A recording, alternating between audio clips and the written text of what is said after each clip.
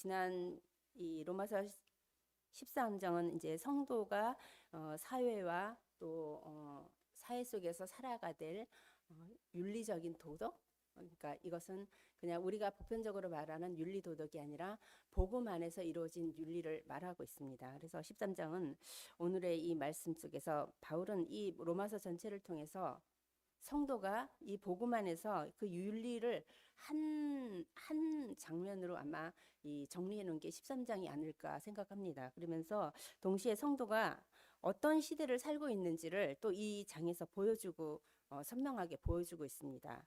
그리고 또 앞절에서는 국가와 권세에 대한 태도, 그러니까 이 하나님께서 세우신 이 정치를 다스리는 권력자들에게 성도가 어떤 태도를 취해야 될지, 또한 이웃에 관하여, 그러니까 할 수만 있으면 너희는 모든 자들과 화목하라 하면서 그들에게 대한 관계를 이루어질 것을 또 말씀합니다. 근데 그 베이스에는 우리의 그러니까 세상에 말하는 윤리 도덕 때문에가 아니라 구원받은 자로서, 그리스도의 은혜를 입은 자로서, 하나님의 백성으로서 이 땅에 사는 동안 우리가 갖추고 함께 이뤄가야 될 부분에 대해서 그 바탕을 하고 둔 말이에요. 그리고 이 배경은 지금 로마에 있는 유대인에서 돌아온 그리스도인, 이방인에서 돌아온 그리스도인에게 전하는 말이에요. 그래서 그 당시 신앙생활을 하기가 너무 어렵고, 그 가운데 또 이 각자 다른 문화 속에서 있다가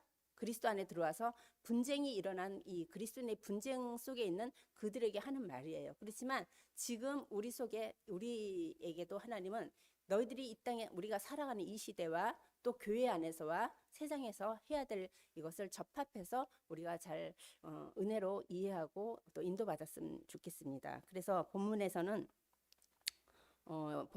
이 모든 윤리는 요 8절과 11절 14절에 보면은 모든 것이 이 윤리로 이루어지는 이 윤리는 뭐냐? 사랑과 빛을 말씀하시면서 또 하나는 하나님께서 종말론적인 시각으로 바울은 보면서 지금 우리에게 성도에게 주고 있는 말입니다. 그러니까 로마 교회 그리스도인들에게 곧 그리스도가 올 텐데 너희들이 이 시대를 어떻게 살아야 되냐 하는 말이죠. 그랬듯이 지금 재림을 향해서 가는 이 시대에 우리 성도가 재림을 앞두고 오시는 그 그리스도를 사모하면서 이 시대를 어떻게 살아야 되는가를 이 말씀하고 있는 것입니다. 그래서 복음 받은 성도, 그러니까 복음을 받은 사람이 어떻게 살아야 되는지를 분명한 방향을 제시한다거나 할까 이 말씀입니다. 그래서 이 1절에 18절의 말씀처럼 이 여기에서는 사랑을 빛으로 비유하거든요. 빚진다, 남에게 갚아야 될 빚이 있는 빚. 그러니까 생명의 비추는 빛이 아니라 누군가에게 갚아야 될 빚을 갖고 의미를 두고 얘기를 하고 있어요. 그래서 이 사랑은 끝나지 않은 빚이다. 이건 뭐냐?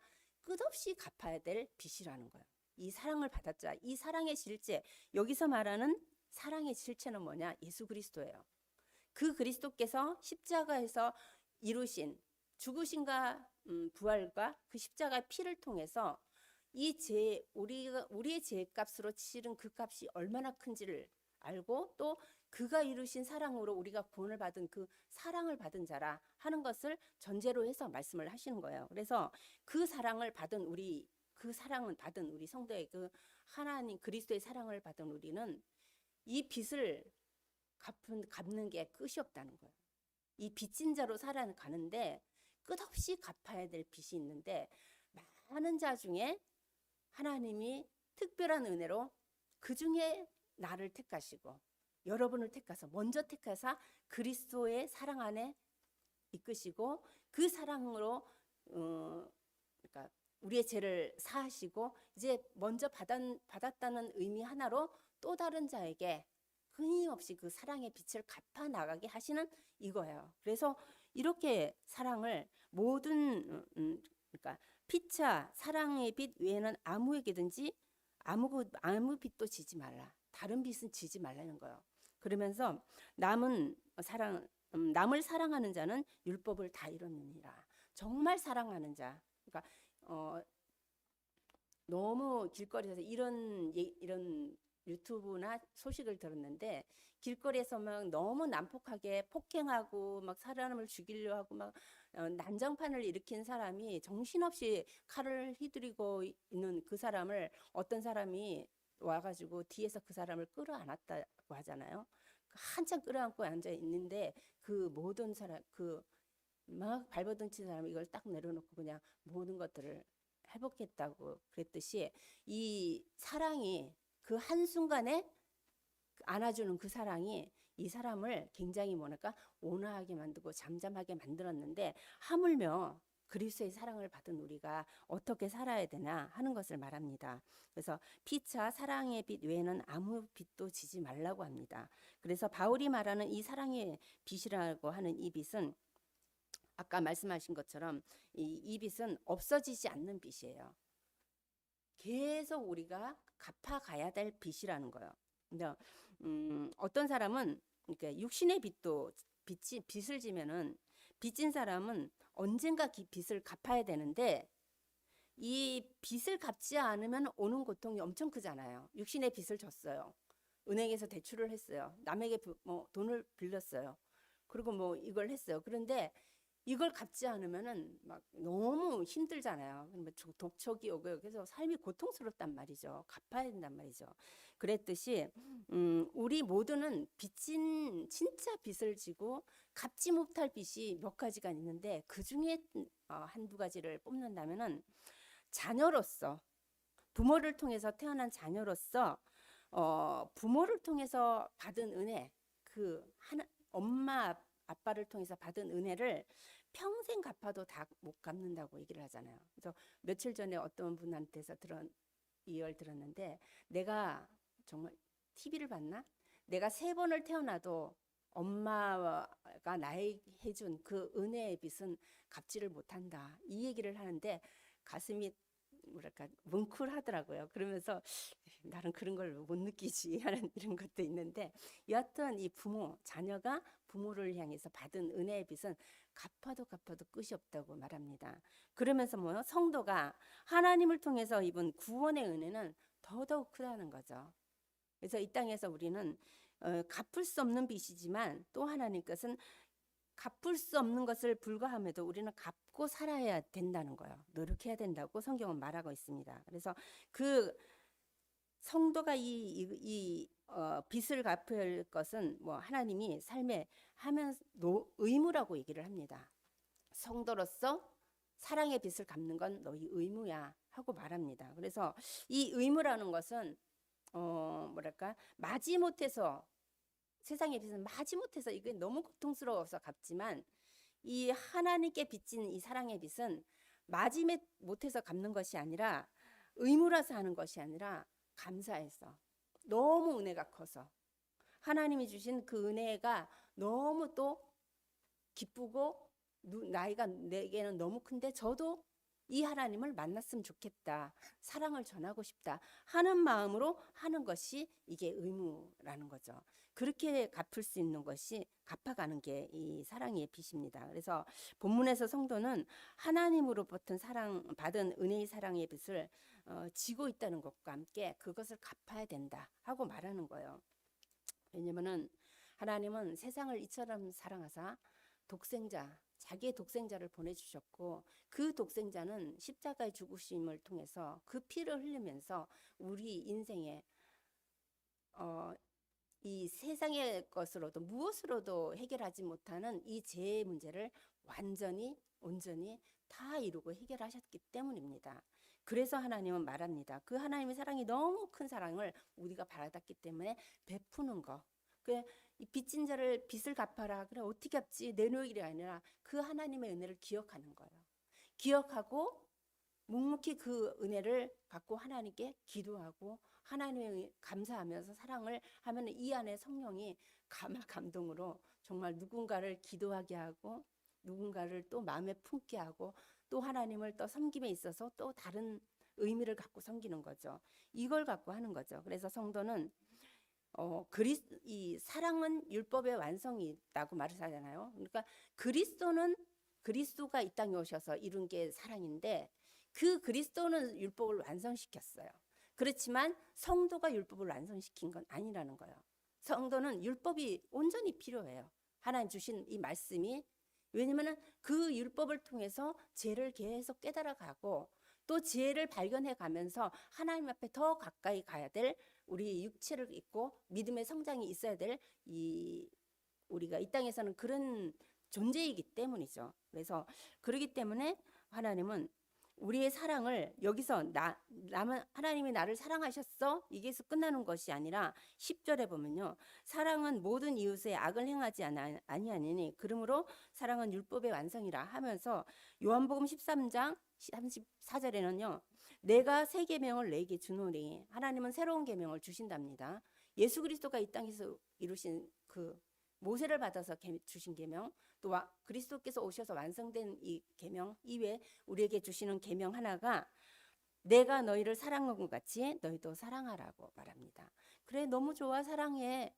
그리고 막 선물 나누고 뭐 같이 밥 먹고 이 사랑이 아니라 정말 그리스도가 담겨진 사랑, 하나님의 은혜가 담겨진 사랑. 우리 아기를 보면은 그 사랑이 나오잖아요. 그냥 뭘 주는 것도 아닌데 걔가 보여주는 그 모습이 너무 사랑스러울 때가 있잖아요. 그랬듯이 하나님은 내가 너희를 사랑한 것 같이 너희도 서로 사랑하라 하고 말씀하실 뿐만 아니라 마가복음 12장 31절에는요.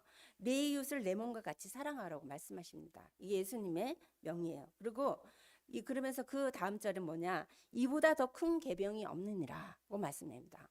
율법, 그러니까 10계명을 지키는 게 굉장히 큰 계명이고 그 안에 다 녹아 있지만 하나님은 여기서 내 이웃을 내 몸과 같이 사랑하는 이 사랑보다 더 큰 계명은 없다라고 말씀하십니다. 그래서 하나님께서 주신 이 사랑. 그래서 이 사랑은 반드시 의무예요. 의무라는 것은 빚을 갚아야 될 의무가 우리에게 있는데 그거는 아까도 말씀드린 것처럼 어쩔 수 없어서 하는 것이 아니라 그 사랑의 그 가치와 의미와 내게 베푸신 그 사랑의 그 하나님의 의미를 깨닫고 나면은 달라진다는 거죠. 엄마가 나를 이렇게 낳아서 그 인생을 희생하면서 이렇게 기르셨어. 그래서 엄마의 부모가 이렇게 나를 성장시켰구나 하고 그 부모의 사랑을 자랐을 때 이렇게 보고 나면은 보는 관점이 달라지잖아요. 뭔가 달라지는 것처럼 그런 거죠. 그래서 이 헬라어에서 그 빚이란 말은 헬라어에 오페일로라고 말합니다. 오페일로는 뭐냐? 반드시 갚아야 할 도덕적인 뜻이랍니다. 책임이랍니다. 반드시 갚아야 될 도덕적인 책임. 이것이 빚이라는 것을 말합니다. 그래서 성도에게 사랑은 기분이 좋을 때 하는 선택이 아니고 또 뭐요? 복음을 받은 자로서 당연히 주어진 의무라고 이 성경을 말하고 있습니다.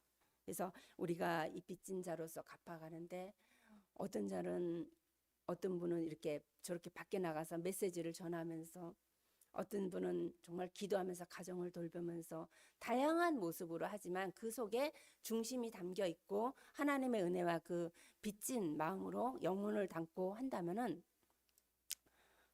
그 의미가 담겨 있기 때문에 그 의미를 알기 때문에 하는 그 사랑의 빚을 갚는 것이죠. 그래서 그런가 하면 또 하나는 사랑은 율법을 무시할 수 없다고 합니다. 율법은 아까 말씀하신 것처럼 이 사랑을 남을 사랑하는 자는 율법을 다 이루었느니라 하면서 바울은 9절에 10계명을 말하는데 간음하지 말라, 살인하지 말라, 도둑질하지 말라, 탐내지 말라 하면서 이렇게 10계명을 드러내고 말합니다. 그것은 뭐냐?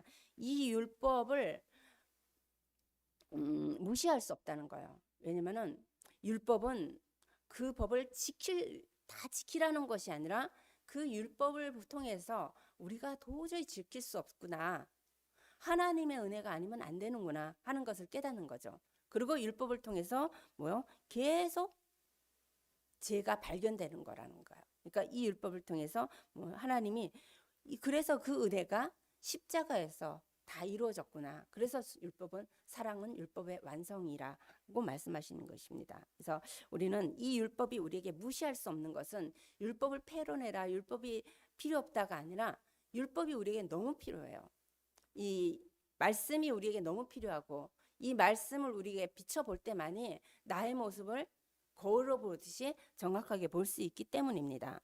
이 모습을 보면서 내 모습을 죄성의 나를 발견할 뿐만 아니라 내가 보지 못하는 모습을 이 말씀을 통해서 비춰주잖아요. 그래서 말씀은 검이고 검은 칼인데 이게 무뎌지면은 감각 없이 그냥 아무것도 쓸모가 없는데, 근데 율법을 통해서는 십계명을 언급하면서 우리가 무시할 것이 아니라 이 계명을 통해서 우리 자신을 바르게 비춰보면서 정말 내가 어떻게 그리스도의 사랑을 받은 자로서 이 율법을 지켜나갈 수 있는지, 율법을 통해서 하나님이 요구하시는 것이 무엇인지를 더 깊이 알게 하는 거죠. 그래서 그러면서 이 율법이 그리스도는 완성시켰지만 우리는 율법을 통해서 계속 우리의 믿음을 또 성장시켜 나가는 거죠. 그러니까 율법이 우리를 구원할 수 없다는 게 이게 주 제조입니다. 그러니까 구원을 받는 것은 오직 그리스도고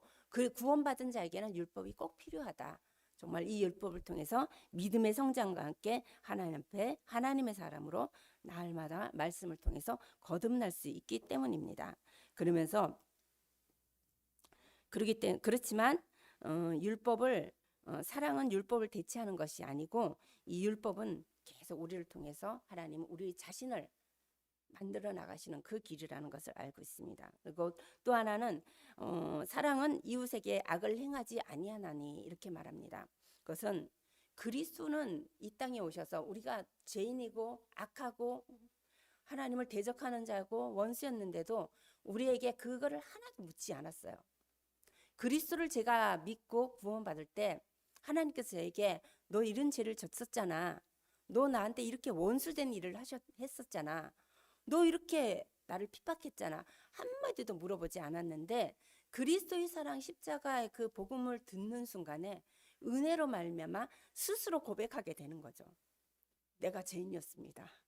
내가 하나님을 대적한 자였고 하나님 앞에 원수였고 세상을 바라보는 거, 세상을 우상 삼았던 걸 이걸 스스로 고백하게 되는 거죠. 그랬듯이 우리 안에 사랑이 있다면은 그리스도의 사랑이 있다면은 이웃에게 악을 행하지 않는다는 거예요.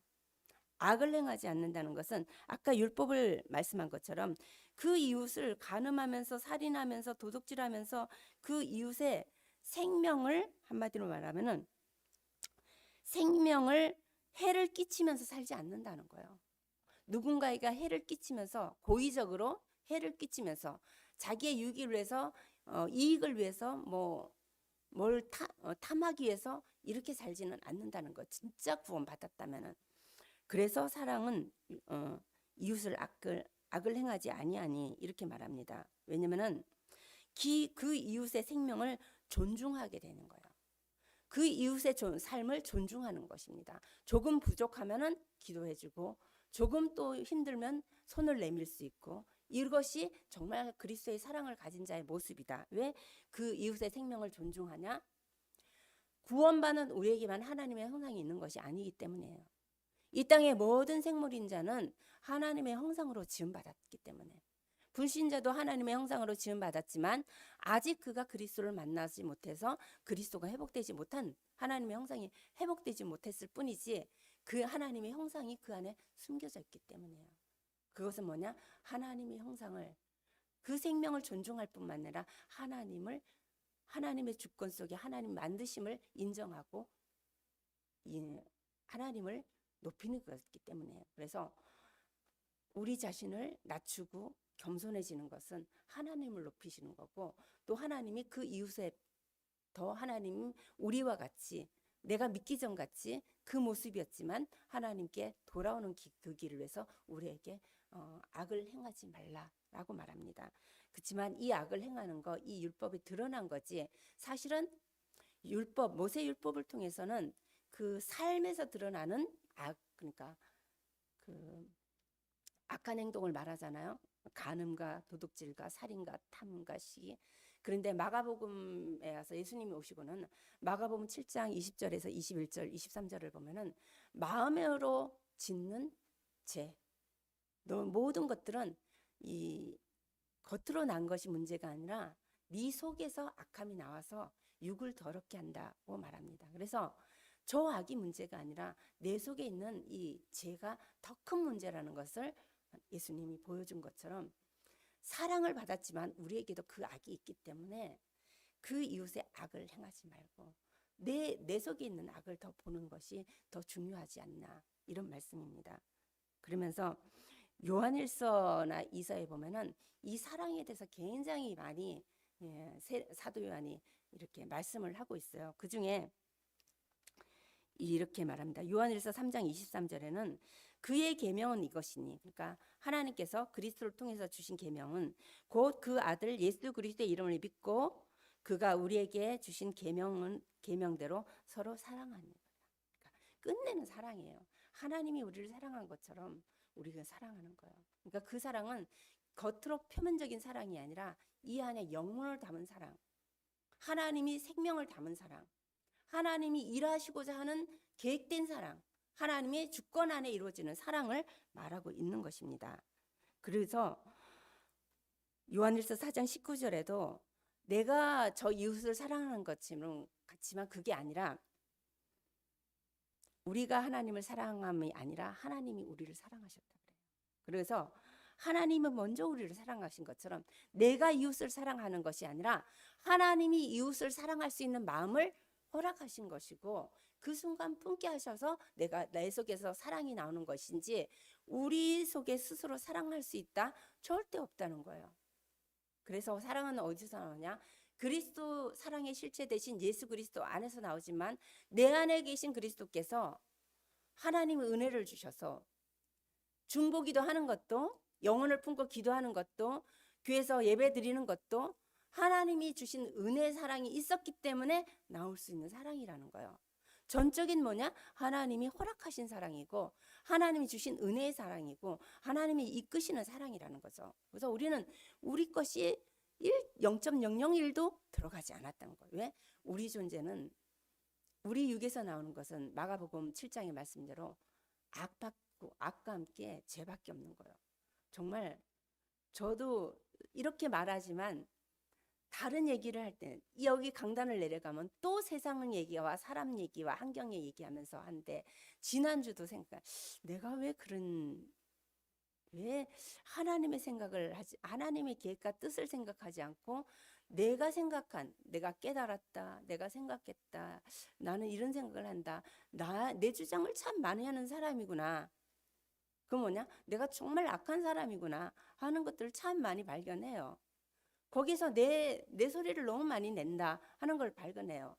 그때가 내가 사단에 잡혔다는 게 아니라 그만큼 하나님의 은혜가 너무 필요한 존재라는 거죠. 그 전에 왜 저렇게 허락하셨을까? 왜 저희를 하나님께 보이셨을까? 하나님 왜 저희를, 이 환경을 나에게 이렇게 만드셨을까? 하나님 내 인생을 왜 이렇게 살게 하셨을까? 그 모든 답은 사람에게 있지 않고 진리인 복음 안에 담겨 있는데 그것이 내가 원하는 답이 아니라 하나님이 허락한 계획한 답을 깨닫는 순간 정말 많은 것들이 달라지는 것을 깨닫고 알게 되는데도 이렇게 또 인간의 모습이 드러날 때가 참 많은 것을 보게 되는 게 이 죄 있는 이 인간인 것 같습니다. 그래서 살아있는 동안 하나님 내가 될 수만 있다면은 하나님을 진짜 하나님이 계획이 뭔지를 좀 알고 갔으면 좋겠습니다 하는 것들이 요즘 이렇게 마음에 담는 거예요. 그렇게 생각하니까 뭐랄까 찬양을 할 때도 너무 어리더라고. 누군가 아까 이준이가 왔는데도 기도하는데 그 아이를 기도를 하는데 문득 지금 나에게 이 아이가 안겨졌다는 이게 너무 감사하면서도 너무 은혜인데 너무 또 눈물이 나고 이게 참 신기해. 눈물이 많아진 것 같아요. 좀 그런 생각을 하면서.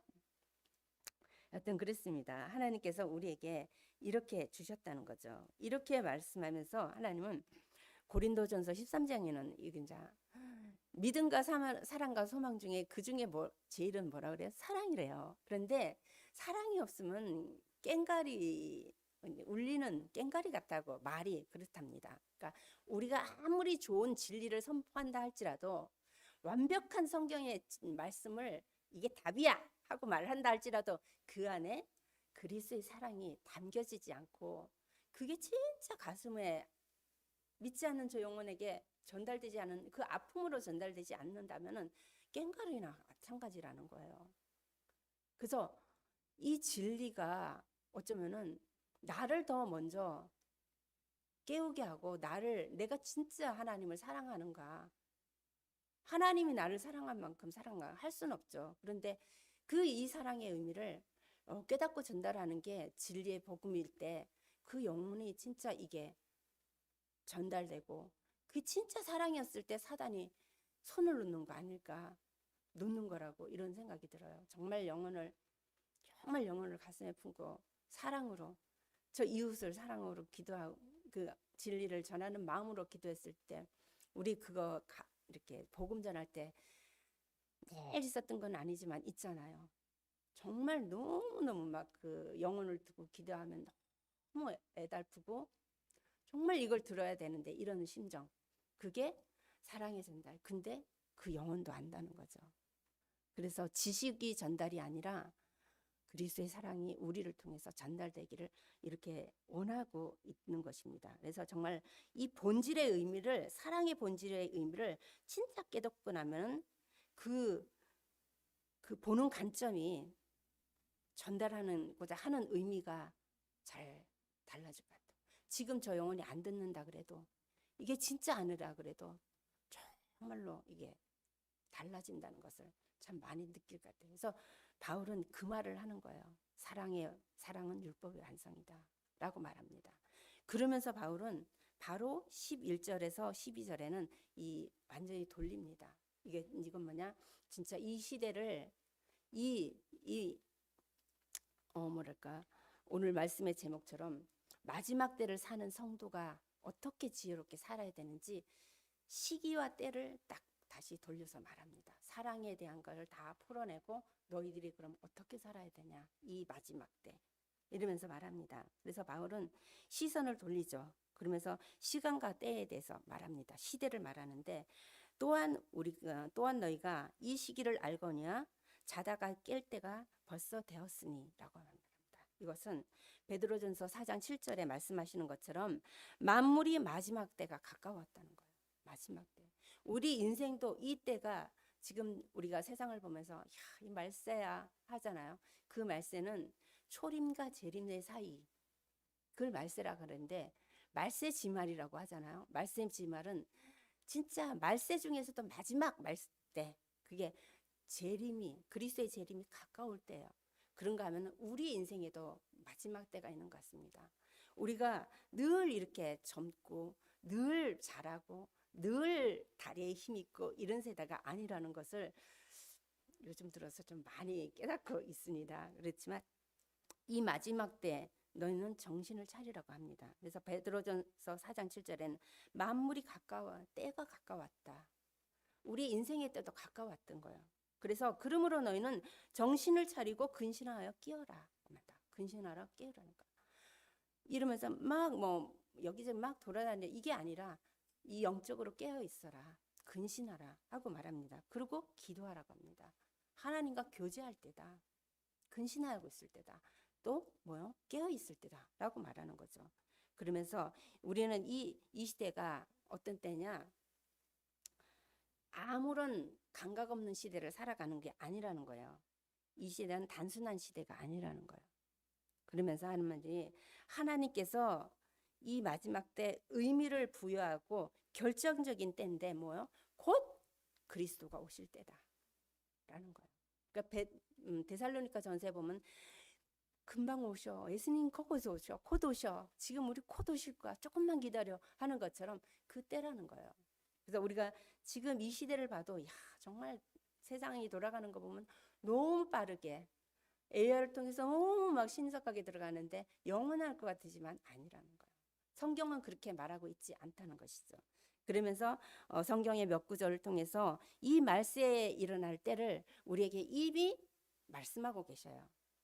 아예 계시를 주지 않고 모르고 그냥 딱 오시는 것이 아니라 이미 우리에게 주셨다는 거예요. 그게 마태복음 24장입니다. 말세는요, 나라와 나라가 대적할 때라 그러고, 또 뭐요? 불법이 성황 왕성한 때이고, 성도가 사랑이 식어가는 때. 뭐냐? 성도의 사랑이 식어간다는 것은 성도에게 주신 그리스도가 점점 식어가는 거예요. 그리스도가 희미해지고 그리스도를 놓치고 그리스도를 정말 던져놓고 방황하는 때가 됐다는 거예요. 이게 지금 말세의 때라는 거죠. 종교 생활과 함께 많은 것에 혼미한 때라는 거죠. 그리고 거짓 선지자들이 일어나서 미혹하는 때가 이 말세라는 거예요. 지금 이때라는 거죠. 그러면서 디모데후서 3장에는요. 또한 신약에 와서 말세의 때를 말하는데 자기를 사랑하는 때. 이 시대처럼 자기를 사랑하는 때는 없는 것 같아요. 자기 다 사랑하죠. 그런데 정말 자기를 사랑하는 때, 그리고 뭐 돈만 있으면 되는 하는 때예요. 정말 가만히 보면은 진리를 떠나서 말씀을 기준하지 않고 살아가서 뒤를 돌아보면 돈이 얼마나 우리를 편리하게 만들고 편안하게 만들고 정말 너무 많은 것들을 소유하게 만드는 게 돈인 것 같아요. 그래서 획기적인 게 너무 많잖아요. 그랬듯이 이렇게 돈만 사랑하는, 그랬기 때문에 대부분 돈만 있으면 된다고 생각하는 이런 때라는 거죠. 그래서 돈을 사랑하는 때. 그리고 자랑과 교만하며 또 감사치 않는 때. 그러니까 뭐를 해도 감사하지 않는 거예요. 더 나가서요. 그러면서 이때 바울은 또 말합니다. 너희는 이 같은 자들에게서 속히 돌아서라. 돌아서라는 거예요. 계속 말씀하신 거예요. 돌아서라. 그러니까 지금 이 성도가 이 마지막 때를 살아가는데 어디서 돌아서야 될 것인지를 말을 하고 있습니다. 그래서 이 같은 시대에 성도가 돌아서야 될 것. 그래서 돌아서서 그냥 사는 것이 아니라 성도의 삶은 말씀이 기준된 삶이고 성도의 존재 목적, 존재 방식이 말씀이라는 거죠. 그래서 바울은 그래서 이런 말세 때 바울이 말하는 게 무슨 말이냐? 자다가 깰 때가 됐다. 벌써 깰 때가 됐다. 그런데 그러면서 성도에게 구원이 처음 믿을 때보다 더 가까워 왔습니다. 라고 말합니다. 이는 그리스도의 재림이 가까웠다는 의미를 하는 거예요. 우리가 몇십 년 전에 예수를 믿었을 때하고 지금하고 되면 더 가까웠다 이 말이에요. 그리스도의 재림이 더 가까웠다. 그러니까 잘 때가 아니라 깨어라. 이렇게 말한 거죠. 성도는 이미 구원을 받았지만 이 구원은 아직 완성된 구원이 아니기 때문에 완전한 구원이 아니다. 너희들 받은 구원은 지금 구원을 이뤄가는 때다. 두렵고 떨림으로 구원을 받아야 된다. 이것은 예수 그리스도가 이루신 구원이 부족해서 내가 노력을 해야 된다. 이게 아니라 그 받은 구원을 갖고 살되 흔들림 없고 요동하지 않고 밀려 흘러 떠내려가지 않을 만큼 믿음의 성장이 날마다 있어야 된다. 복음 앞에 믿음의 성장이 있다는 것은 복음의 뿌리가 내리는 것이고 복음의 성장과 믿음의 뿌리가 내리려면은요 계속 우리는 들어야 된다는 거예요. 하나님의 말씀을 듣고 하나님 말씀 안에 내 인생을 담고 예배를 통해서 하나님의 음성을 하나님 말씀 앞에 둬야 된다는 거죠. 그래서 그리스도의 재림의 때 비로소 성도의 구원의 완성은 재림, 그러니까 지금 성화의 과정이고 영화로 들어갈 때, 그러니까 우리 이 땅에서 구원받은 자가 성화되어 가는 과정이에요. 옛사람을 계속 벌어버리는 거, 껍질을 계속 표피를 벗어버리는 것처럼 벗어버리는 과정이고 이 마지막 완성은 언제냐? 그리스도의 재림. 그게 완전한 영화의 때예요. 그때는 이제 죄를 지을 수도 없고 죄가 뭔지 알지도 못하고 온전히 영화라는 것은 하나님과만 함께 있는 거. 하나님으로만 만족하는 거. 그분으로만 즐거워하는 거. 그분을 영화롭게 하는 거. 그게 하나님 인간 창조의 목적이 완성되는 거죠. 이 땅에서는 아직은 그렇지 않다는 거예요. 그래서 계속 우리의 믿음을 지금 때를 보고 너희들은 계속 깨어 있어야 된다. 깨라. 깨어 있어라. 이 말을 하는 거예요.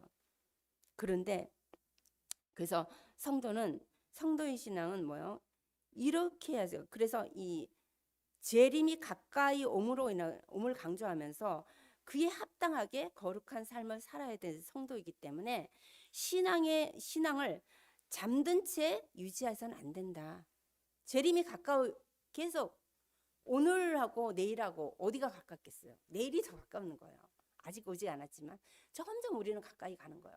반대로 말하면 우리 인생은 잘 날로 육신은 후패해 가는 거예요. 날로. 그 죽음을 향해서 가는 거고 영혼은 하나님을 향해서 가는 거예요. 이런 때이기 때문에 이 땅에서 그에 합당하게 살면서 거룩한 삶을 살아야 되고, 그렇기 때문에 신앙이 잠든 채 유지하지 말고 항상 깨어 있어야 된다라고 말합니다. 그래서 에베소서 4장 14절에는요. 잠자는 자여 깨어서 죽은 자들 가운데서 일어나라고 합니다.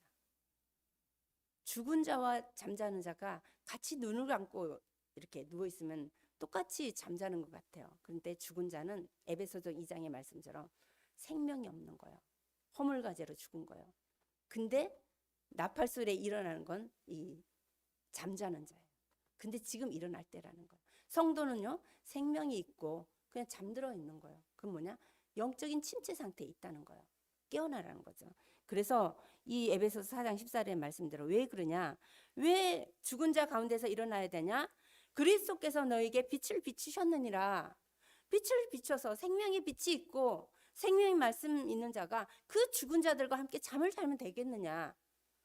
영적으로 하니까 너 살아있는 자가 세상과 같이 겸하여 살면 되겠느냐?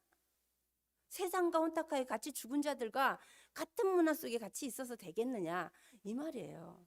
깨어 있어야 된다는 이 말이. 그래서 성도의 깨어있는 성도의 존재 방식이 이거예요. 깨어 있어야라는 거죠. 그래서 주의 날이 도둑같이 온다는 거예요. 언제 올지 모르는 거예요. 그래 내가 내일 몇 날 몇 시 몇 분에 갈 테니까 하면 우리는 괜찮을 텐데, 그래 내가 몇 날 몇 시 몇 분에 몇 년도 앞으로 한 10년? 앞으로 한 10년 뒤 그래 내가 이날 이렇게 죽는다 생각하면은 막 삶이 달라질 거란 말이죠. 이렇게 살지 않을 거란 말이죠. 그렇죠? 그 예수님 오시는 것도 예수님이 이날 이렇게 올 거야, 온다고 성도에게 이렇게 기뜸을 해줘서 그럼 이렇게 살지 않는 거야. 근데 그건 아니라는 거.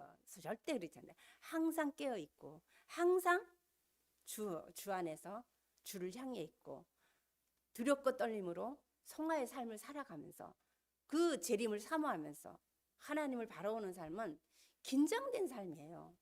어쩌면 이 땅에서 아무도 말씀처럼 흠모하지 않은 삶인데 그 삶을 살아갈 수 있는 거, 이 믿음밖에 없는 거예요. 진리를 알고 사랑의 가치를 아는 자가. 또 하나는 지금 시대가 어떤 시대인지 아는 자만 깨어 있는 거예요. 지금 전쟁이 나는 시대인데 저 이스라엘이나 저 뭐 유럽 같은 전쟁이 나는 시대인데 사람들이 우리처럼 늦게 일어나고 깨어나고 이렇게 하겠습니까? 절대 안 하죠.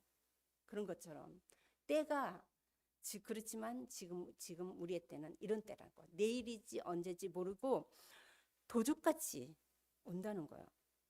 그 주의 날은 도둑같이 온다는 거죠. 열처녀의 비유처럼. 그래서 세상과 세속 속에 방탕하고 방림할 시간이 아니다. 너희들. 세상이 좋은 게 90%예요. 제가 봤을 때는 너무 좋은 게 많고 너무 할 것이 많고, 야, 인생이 막 진짜 갈 것도 많고, 그런데 거기서 이게 생각이 빠져나오고 그 가치관이 빠져나오고 그 문화를 내가 등 돌려 산다 쉽지 않아요. 근데 진짜 이거 그렇게 살 수 있는 것은 하나님의 은혜가, 이 말씀이 주의 날이 도둑집 같이 온다는 이 말씀이 어떻게 들려지느냐, 내 인생이 얼만큼 살 수 있느냐, 이걸 알면은 달라질 거라는 거죠. 여러분, 우리의 인생은 시한부 인생입니다. 병원에 누워 있다고만 시한부 인생이 아니라 지금 살아있는 저 시한부 인생이에요. 지금 언제 하나님 부르실지 모르는 시한부 인생입니다. 근데 도둑같이 하나님이 내일 부르실 수도 있고 3년 뒤에 부를 수 있고 10년 뒤에 부를 수도 있고 언제인지 모르죠. 그래서 그 언제인지 모르기 때문에 또 하나님이 어떤 분인지 알기 때문에 우리는 깨어 있는 거죠. 그래서 그 깨어 있을 수 있는 것이 뭐예요? 깨어서 어떻게 하냐? 예배를 드리면서 말씀을 듣는 거예요. 이 말씀이라는 게 검이잖아요. 검이 묻으면은 아무 쓸데가 없어요. 말씀이 나에게 칼같이, 그러니까 낯선 것까지 들리지 않으면은 우리의 영혼은 변하지 않아요. 이 아프게 강단의 말씀이 너무 은혜되고 너무 행복하고 이러면은 변하지 않는다니까요. 찔리고 꽂히고 했을 때 뭔가가 이렇게 변화가 되는 것처럼 말씀은 우리 속에 검이기 때문에 내 속에 낯선 검이 내 속에 계속 움직일 수 있도록 하는 게 깨어 있는 거예요. 그래서 내가 잠시라도 하나님은 말씀으로 깨어 있기를 원하는 거예요. 여러분이 성경을 매일 읽으면서 그 말씀이 읽는 그 한 장, 두 장의 말씀 속에서 나에게 문득 들어온 말씀이 없다. 없을 수도 있고 있을 수도 있죠. 그래서 그런데 들려질 때 그걸 하나님 깨어나게 하시는 거죠. 그래서 그럴 뿐만 아니라 말씀이 들려지는데 이렇게 예배를 드리는데 말씀이 안 들리고 말씀을 듣는데 말씀이 나와 상관이 없고 무관하고 또 말씀을 듣고 있는데 기도를 하는데도 그 기도가 잡히지 않고 깨어있지 않는 거예요.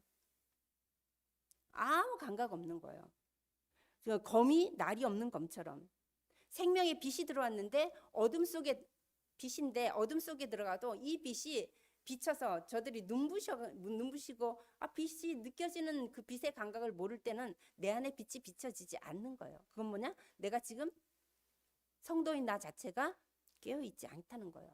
근데 누가 봤을 때 많은 설교를 하거나 뭔가 권면을 하거나 이게 아니라 많은 상대가 말을 하는데도 한마디에 진짜 영혼을 담고 그리스도의 사랑을 담고 깨어있는 말로 하나님의 진리를 한마디를 던졌다. 그게 그 영혼을 꽂혔다면 깨어있는 자라는 거예요. 깨어있는 자는 어둠이 빛 속에 어둠이 들어가서 살아요. 우리는 빛을 가졌지만 세상의 어둠 속에 살아요. 그와 같이 사는 거예요. 화려한 옷을 입고 밝은 빛을 갖고 환하게 웃고 사는 게 아니라 내 속에 그리스도의 빛이 그 어둠에 들어갔는데 저 공허하고 혼돈하고 허무한 인생에게 정말 10명 있는데 10명이 다도 못 듣는데 저 영혼이 듣고 뭔가 걸렸다. 니고데모처럼 쫓아왔다 밤에. 이게 깨어있는 거라는 거죠.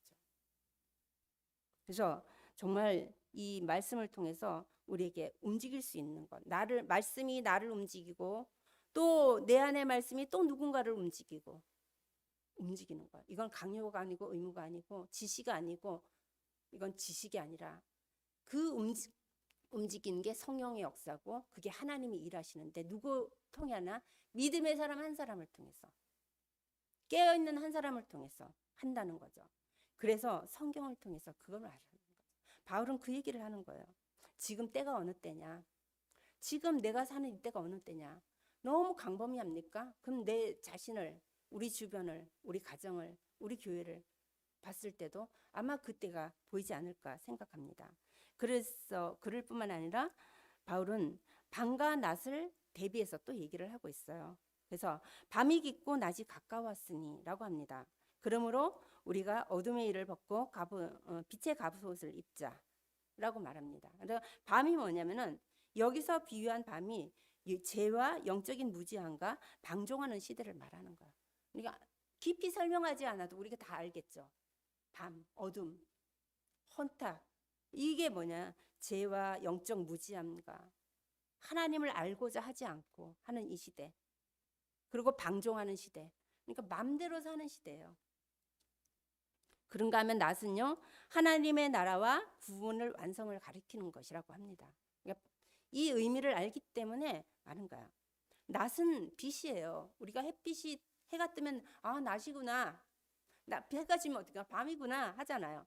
그 뜻이 내 안에 빛이 비치면 이 뭐야? 하나님 나라가 있는 자는 이 낮까지 같이 사는 거예요. 하나님의 나라 뭐요? 하나님의 통치를 받는 거라고 말씀했어요. 통치를 받고 하나님 주권 속에 주권을 인정하며 하나님의 권위 속에서 인도받는 자, 이거를 말하는 거죠. 그래서 그 낮에 속한 자라고 말합니다. 그래서 구원받은 그래서 우리는 여전히 밤과 같은 세상을 살고 있지만, 이 악한 세대를 살고 있지만 성도는 이미 낮에 속한 사람이라는 거야.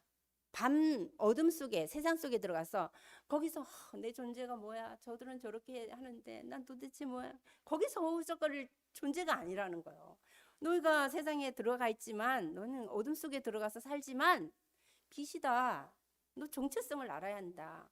네 안에 어떤 가치를 치르고 구원을 받았는지 그리스도의 그 가치가 어떤 것인지 알고 그 빛이 무엇인지 알고 있어야 된다. 빛의 가치를 한다. 그러니까 존재성을 아는 거죠. 아까 그리스도 옷을 입는다 그랬잖아요. 그러면 옷은요, 그 사람의 신분을 나타내고 옷은 많은 것들을 얘기하잖아요. 그랬듯이 성도는 낮에 속한 자라는 거. 그 뭐냐? 다가올 빛의 세계, 하늘의 소망을 던져로 주님의 재림을 사모하며 사는 이 시대를 사는 성도. 그래서 우리는 많은 지혜가 필요해요. 세상의 지혜를 갖고 살아야 된다 하지만 살아야 돼요. 그렇지만 또 하나는요, 모든 지혜와 지식이 어디 있다고요? 그리스도 위에 있어요. 지혜와 지식의 근본은 하나님이셔요. 그 하나님을 주인 삼아 하나님 그리스도 예수 안에서 인도받는 삶, 그것이 성도의 삶이라는 것입니다. 이것이 아니면은 절대 인간은 살 수가 없는 거예요. 그래서 성도는 이렇게 사는 존재라는 거. 그래서 네가 어둠에 들어가서 살지만 낮에 속한 자야. 그것이 골로새서 1장 13절의 말씀이에요. 그가 우리를 흑암의 권세에서 건져내사 그의 사랑의 아들의 나라로 옮기셨나니. 그렇죠? 우리는 흑암의 권세, 사단의 권세, 죄의 권세 아래에 있던 자들이에요. 종로로 타고 그 안에서 속국된 자들이었지만 이제요, 건짐을 받아서 하나님의 아들의 나라로 옮겨진 자라는 거예요.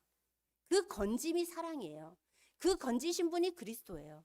그 그리스도의 십자가 죽으심과 부활이 없다면 이 건지심이 없다는 거죠. 그래서 밑에 14절의 말씀대로 그 아들 안에서 우리가 공양, 속량, 곧 제사함을 받았다. 골로새서 1장 13절 14절의 말씀이에요. 우리가 받은 이 사랑, 이렇게 속죄함을 받은 너희가 낮의 사람이고 빛의 사람이라는 것을 정체성을 놓치면 안 된다라고 말하는 거죠. 그래서 바울은 여기서도 옷을 입고 벗어야 할 것과 또 입어야 할 것을 얘기를 하는데, 벗자는 것은 깊이 말하면 뭐냐, 누군가 나를 벗어주는 것이 아니라 스스로 벗어버리고 스스로 부인하고 스스로 관계를 끊는 의미예요. 벗어라. 이건 뭐냐? 옛사람을 스스로 벗고 옛 가치관을 스스로 벗고 또 뭐요?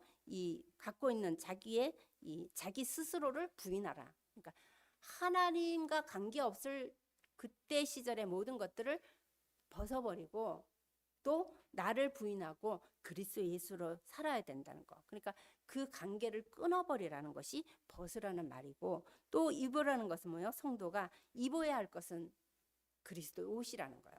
그러니까 마태복음에는 이제 잔치 자리에 손님을 청하는데 어떤 자가 예복을 이렇게 손님을 청했을 때 예복을 다 주서 그 예복을 입는데 어떤 사람이 그 예복을 입지 않는 거예요. 그래서 아니 왜 예복을 입지 않냐 그러면서 그 예복을 안 입은 자를 끌어내어 가지고 뭐요? 바깥 어두운 데 버리면 되잖아요. 그랬듯이 입는다는 거, 우리가 입어야 될 그리스도 옷은 그리스도의 의의 옷을 입어야지만이 죄가 가려지고 하나님의 그 택한 백성으로 하나님의 나라에 청함을 받은 자로 들어가기 때문입니다.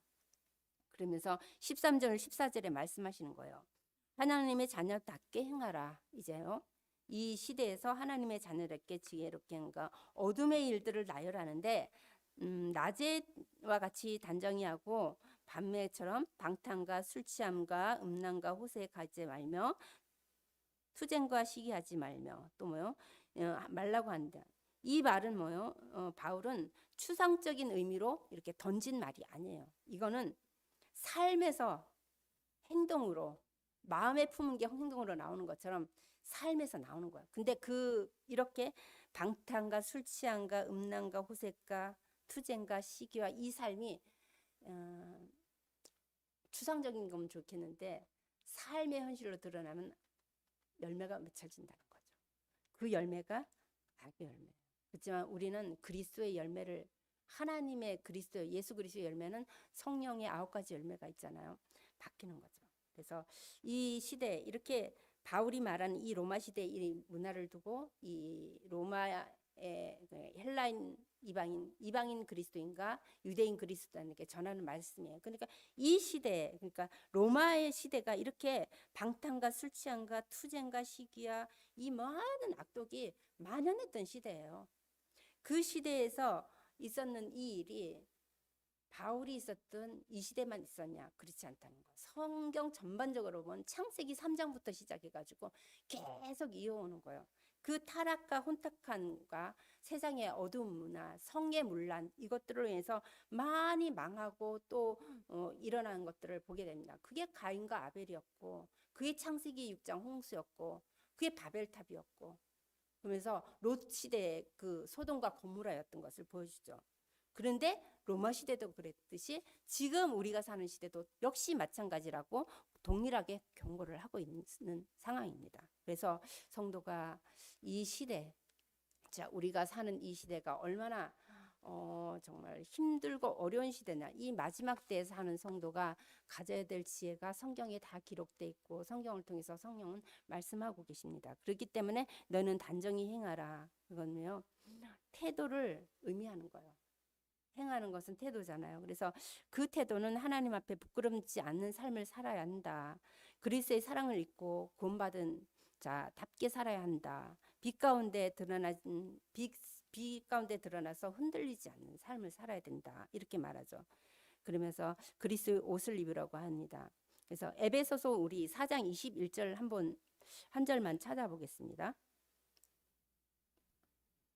에베소서 4장 21절에 보면은